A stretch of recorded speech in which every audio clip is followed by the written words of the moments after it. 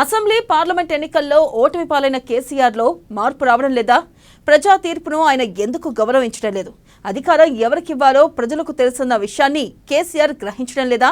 తులం బంగారానికి ఆశపడితే రానున్న రోజుల్లో అసలు కారు సర్కార్ రానే రాదు అనే వాదనలు వినిపిస్తున్నాయి. అసలు కేసీఆర్ తీరు ఎందుకు ఇలా మారింది?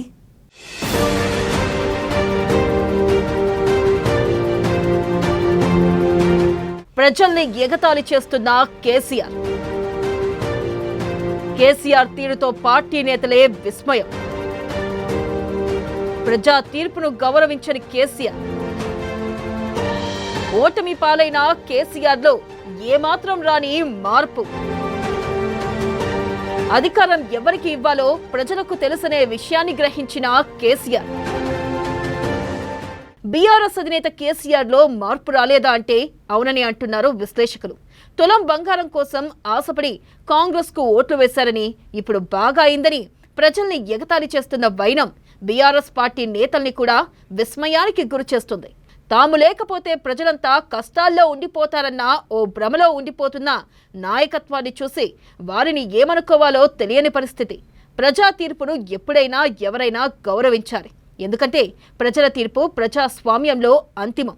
అది తప్పయ్యే ఛాన్స్ లేదు. ప్రజలు అధికారం ఇస్తే తప్పుడు పనులకు వాడుకుంటారేమో కానీ అది ప్రజల బాధ్యత కాదు.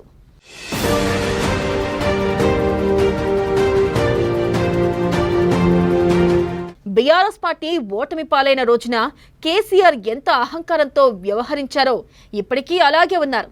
ఆ రోజున ఆయన కనీసం తన రాజీనామా పత్రాన్ని స్వయంగా గవర్నర్కు ఇవ్వలేదు. వేరే వారితో పంపించి ఫామ్ హౌస్కు వెళ్ళిపోయారు. ప్రజలు తప్పుడు నిర్ణయం తీసుకున్నారని నిందించారు. ఆ తర్వాత ఆయన ప్రజల్లోకి వచ్చి పార్లమెంట్ ఎన్నికల కోసం ప్రచారం చేశారు. అప్పుడు కూడా ప్రచారంలో మీరు తప్పు చేశారన్నట్లుగా మాట్లాడారు. ఈ కారణంగా ఒక్క ఎంపీ సీటు కూడా రాకుండా చేశారు. అయినా కేసీఆర్ ప్రజల తీర్పును వారి అత్యాశగానే చెబుతున్నారు.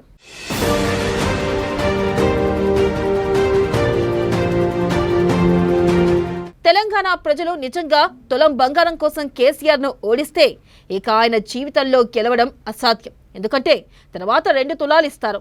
గతంలో కేసీఆర్ ఇస్తామన్న మేనిఫెస్టోను నమ్మలేదు కాబట్టి ఈసారి నమ్ముతారన్న గ్యారంటీ లేదు. ప్రజలు అదే ఆశలకు లోనై ఓట్లు వేస్తే బీఆర్ఎస్ పార్టీ ఇప్పుడు కాదు, ఎప్పుడో మూతపడి ఉండేది.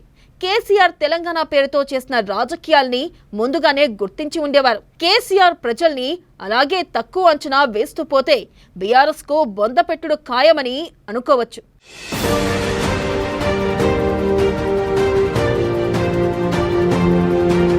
పార్టీ నేతలు కూడా ప్రజలే, కానీ వారు పార్టీ నేతలు అనే సంగతి గుర్తుంచుకోవాలి. వాళ్ళు వచ్చి జీ హుజూర్ అన్నంత మాత్రాన ప్రజలంతా వచ్చి జీ హుజూర్ అంటారని అనుకోలేరు. ప్రజలు ఎవరికి అధికారం ఇవ్వాలో వారు నిర్ణయించుకుంటారు. అంత మాత్రాన వారిని తప్పుపడితే అంతకన్నా స్వయంకృత అపరాధం మరొకటి ఉండదు. కేసీఆర్ పదే పదే అదే తప్పు చేస్తున్నారు.